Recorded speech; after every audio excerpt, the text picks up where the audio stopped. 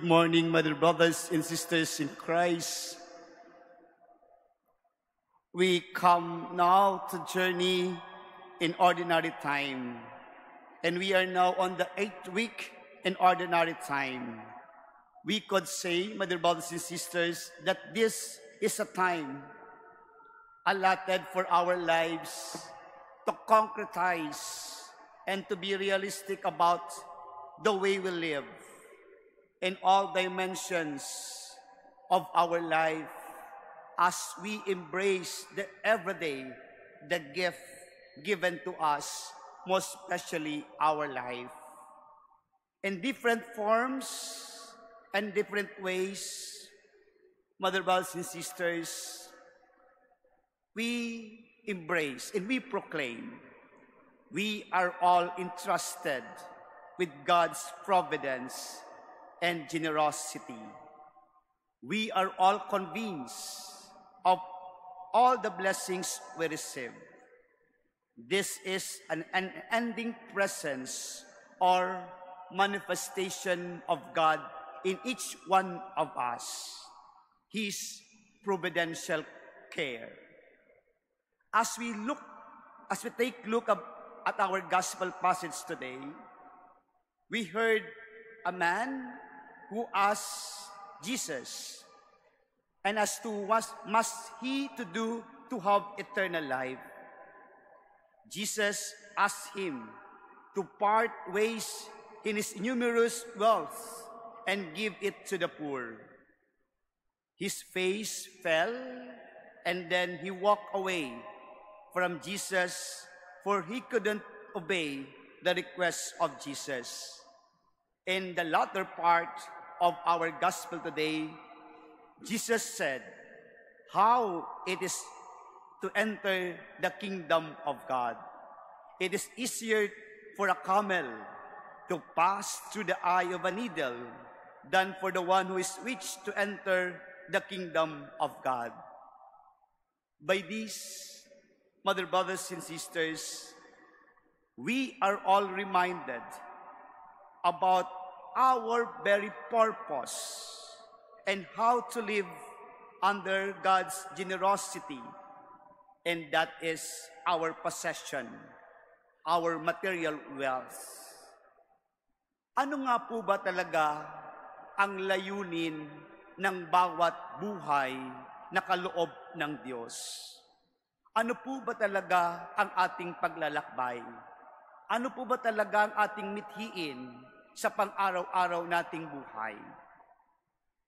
Yes, my dear brothers and sisters, we are all composed, sabi ko po kanina, in different dimension of our lives. Saan tayo nakatuon sa bahagi ng buhay natin? That is why our gospel today, we are reminded of our very purpose of our life every day.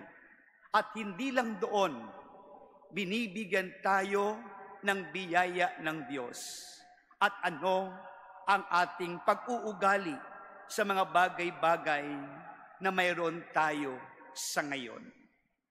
We take a breath, we move, and we live with a purpose of which God is very clear that our existence, our presence, it must be worth living.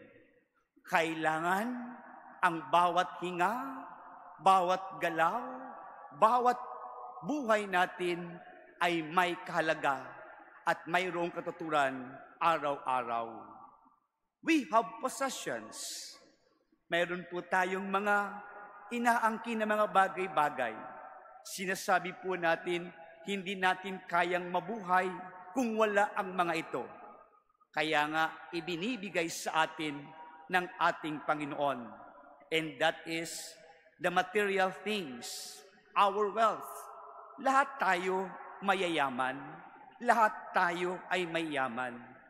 But this, my brothers and sisters, these material possessions that we have, we are all empowered to use in order to have a meaningful and worthy life every day.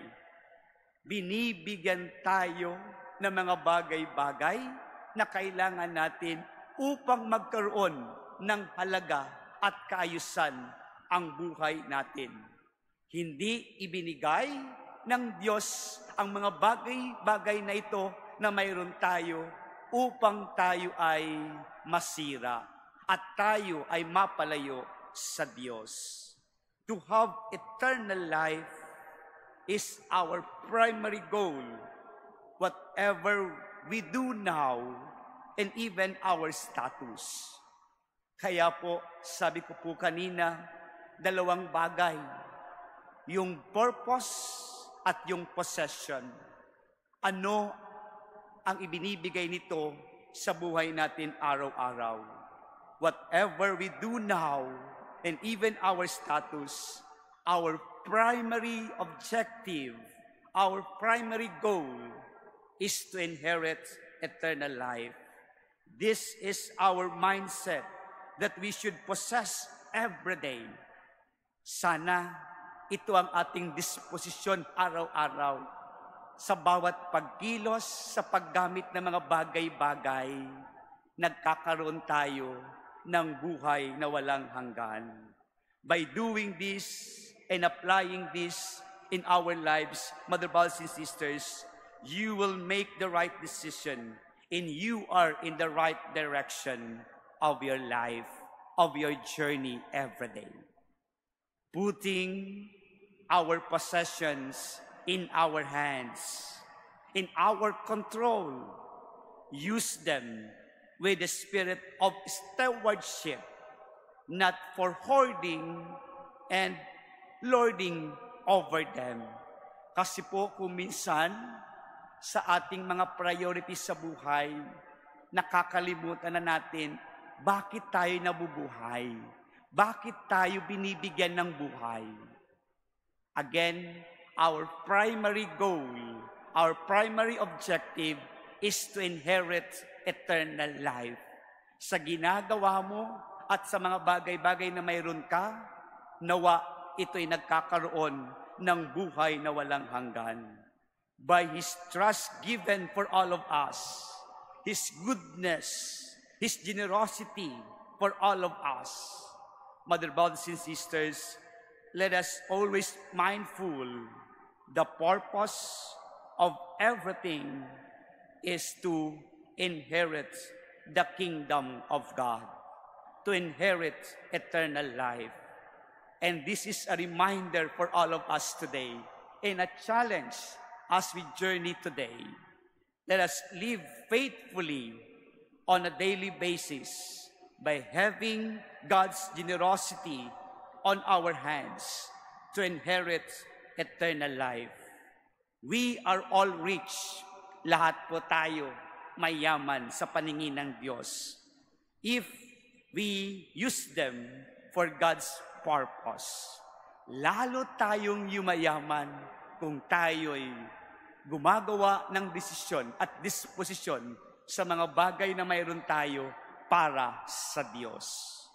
Nothing is wrong with being rich as long as we don't make the richness as our God or Lord.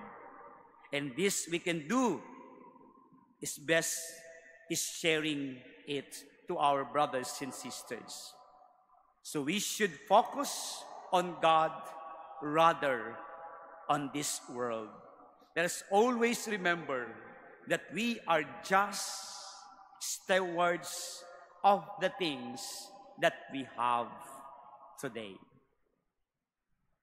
Amen.